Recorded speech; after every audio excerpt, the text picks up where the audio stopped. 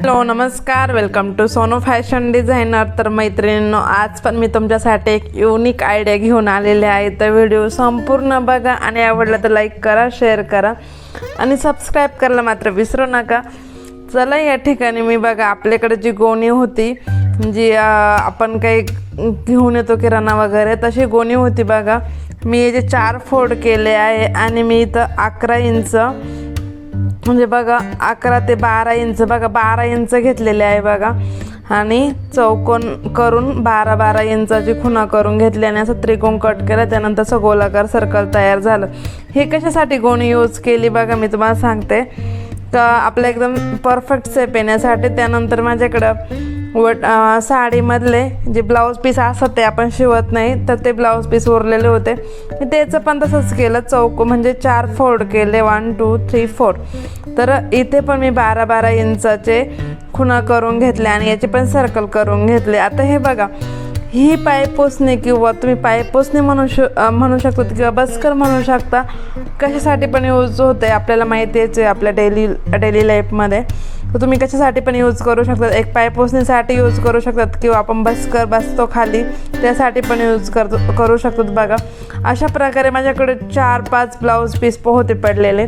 त्याचे मी सर्कलमध्ये कटिंग करून घेतली. 12-12 इंचाचे त्रिकोण करून 4 फोल्ड करून 12-12 इंचाचे घेतले.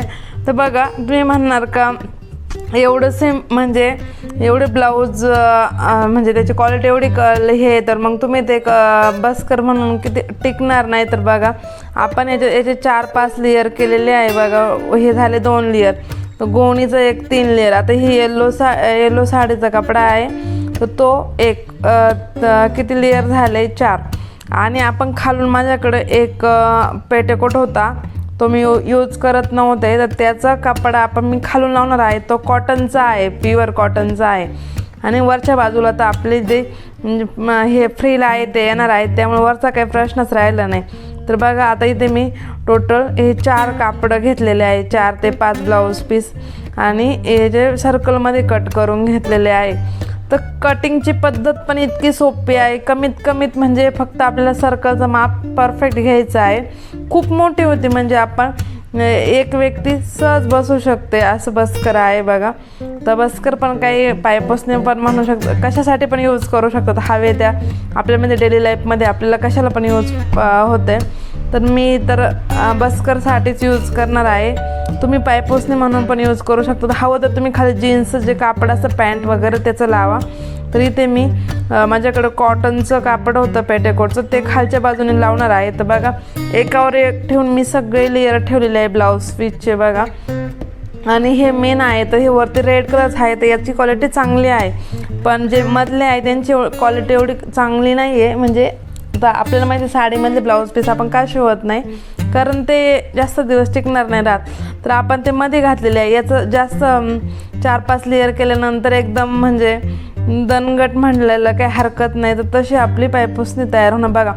ग्रीन कलरचं जे पेटीकोटचं कापड आहे ते मी खालच्या बाजूला लावलं आहे आणि सगळ्या बाजूला पिनं लावून फोल्ड केलेलं आहे. तर इथे बघा, मी 8-8 इंचाचे बघा 8-8 इंच खुणा केलेला आहे. चौकोनमध्ये आपण पीस काढून घेणार आहेत. हे कशासाठी, आपल्याला जी आपली पायपोसणी म्हणा, तुम्ही काही पण म्हणू शकता, त्यासाठी आपण हे जे बॉक्स आहे 8-8 इंचाचे 8-8 इंच चौकोन, लांबी रुंदी 8-8 इंच आहे बघा, ते कट करून घ्यायचे आहे. ते एकावर एक ठेवायचे आहे आणि आपल्याला तसे सेम पार्ट कट करून घ्यायचे आहे एकावर एक ठेवून. तर बघा, व्हिडिओमध्ये मी संपूर्ण एक्सप्लेन करणार होते. तर एक मला कमेंट आलेली आहे की तुम्ही जास्त बोलता. तर हे बघा, ज्यांनी कमेंट केली आहे त्या तर माझ्या वयाच्या नाही आहे, ते माझ्या आजीच्या वयाच्या आहे काकू. तर काकू एक्सप्लेन केल्याशिवाय समोरच्या व्यक्ती जे नवीन आहेत त्यांना समजत नाही की कसं काय.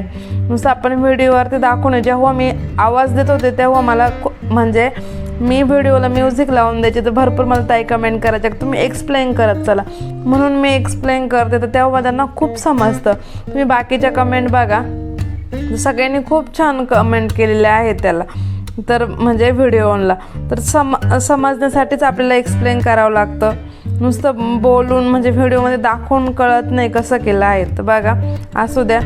तर बघा आपण ते एकावर एक पार्ट ठेवून आपण सगळे लेयर कट करून घ्यायचे, म्हणजे सगळे लेयर कट करून झाले, एकावर एक ठेवले, पिना लावल्या आणि सर्कलमध्ये सगळे पार्ट जोडून घ्यायचे। त्यानंतर बघा ते पिना काढून घ्यायच्या आणि जे एक्स्ट्रा आहे ते कट करून टाकायचं आहे। जशी कटिंगची पद्धत सोपी आहे, तर स्टिचिंगची पद्धत पण खूप सोपी, तुम्ही सहज जमणार। ज्या ताईंना शिलाई काम जमतं त्यांना अशा छोट्या छोट्या वस्तू हमखास जमतात, म्हणजे खूप सिंपल आहे। यात आपल्याला जास्त डोकं लावायची पण गरज नाही, फक्त आपण सर्कल वगैरे व्यवस्थित कट करायचं। बघा आडव्या उभ्या 2-4 शिलाई मारून घ्यायच्या, सरळ आडव्या, म्हणजे जेणेकरून आपलं लूज पडत नाही। बघा मी 4-5 मारून घेतले आहे आणि एक्स्ट्रा कापड आहे ते कट करून घेतलेलं आहे। आता इथं तुम्हाला गोट मारता येतं, सिंपल तुम्ही एक कापड सरळ कट करा आता कडेच्या बाजूने। आणि हे बघा मी इथे 4 इंचाची जी पट्टी आहे ती कट केलेली आहे आणि जसा गोलाकार आकार आहे मॅटचा तशी शिलाई करून घेतली आहे त्या कापडची। बघा तर पूर्ण शिलाई गोलाकार देऊन घ्यायची आहे। बघा इतकी सोपी पद्धत आहे, तुम्हाला सहज समजेल। पूर्ण शिलाई राऊंडमध्ये करून घ्यायची आहे। तुम्ही माझ्या चॅनलला अजून पण सबस्क्राईब नसेल केलं तर नक्की सबस्क्राईब करून घ्या। आणि हो ताई तुम्ही म्हणतात की खूप एक्सप्लेन करतात, कारण आपण ह्या ज्या वस्तू बनवून दाखवतात त्याला 2-3 तास लागतात, तुम्हाला अवघ्या 10 मिनटात सांगावं लागतं। तर म्हणजे त्याच्या मागं पण मेहनत असते, त्यामुळं काकू तुम्ही समजून घ्या। तुम्ही जर माझा हा व्हिडिओ बघत असाल तर तुम्ही पण ही वस्तू म्हणजे घरात मॅट वगैरे बनवून बघा, त्यासाठी किती वेळ लागतो ते पण सांगा। तरी पण आपण एक मोजके याच्यामध्ये व्हिडिओ शूट करून तुमच्यापर्यंत ते पाठवले, शूट करून तुमच्यापर्यंत ते येतात, त्याच्यामागं खूप मेहनत असते। असं बोलायला खूप सोपं आहे, तुम्ही तुमच्या चॅनलला बघा आधी। तर बघा तरी पूर्ण आपण आहे ना आता शिलाई करून घेतली, त्यानंतर ती थोडीशी फोल्ड करून आपल्याला जसं आपण गोट मारू तशी देऊन घ्यायची आहे। ॲक्च्युली तुम्ही नवीन असाल तर फक्त फोल्ड करा आणि तिथं शिलाई करत चला, म्हणजे फोल्ड करायचं आहे, म्हणजे जे कापड आहे आता ते धागे निघत नाही म्हणून एवढं काय मॅटर नाही, आपण फोल्ड करायचे आहे आणि शिलाई करून घ्यायची आहे। फोल्ड करायची, पुन्हा शिलाई करून घ्यायची, आपण जे खालची बाजू आहे त्या साईडला, म्हणजे खूप सोपं आहे इथं। म्हणजे तुम्ही इथे डायरेक्ट दाबटीप पण देऊ शकतात, पण दाबटीप दिल्यापेक्षा असं केल्यानंतर छान दिसतं, म्हणून मी ते या पद्धतीने करून घेतलेलं आहे। तुम्ही संपूर्ण व्हिडिओ बघा।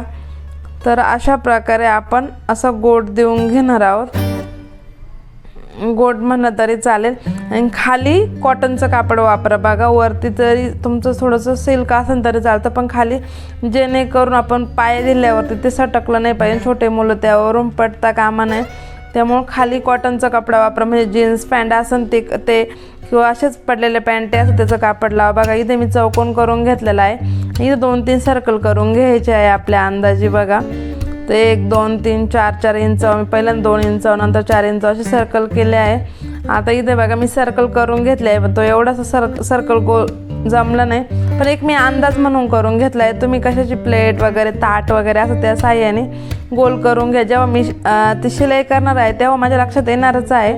तर अशा प्रकारे आता इथं बघा मी हे चौकोन केले होते, याचे त्रिकोण करायचे आहे, सगळे त्रिकोण करून घ्यायचे आहे। बघा हे बघा कसे केलेले आहे त्रिकोण, बघा समोर त्रिकोण, पुन्हा एकदा त्रिकोण आणि सगळे एकमेकाला एक सोबतच करून घ्यायचे आहे, जेणेकरून आपल्याला ते शिवायला खूप सोपे जातील।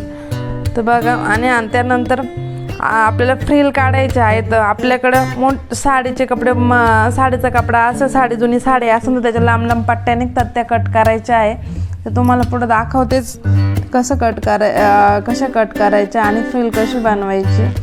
तर इथे बघा आपण ते सर्कल ट्रायंगल केलं होतं तिथं ठेवून घेतलेलं आहे, म्हणजे कोणत्या उलट्या बाजूनं ठेवलं आहे, म्हणजे पुन्हा आपण ती पलटी केलं का जी ती धाग्यांची बाजू ती दाबून जाते, म्हणजे त्यात दिसत नाही।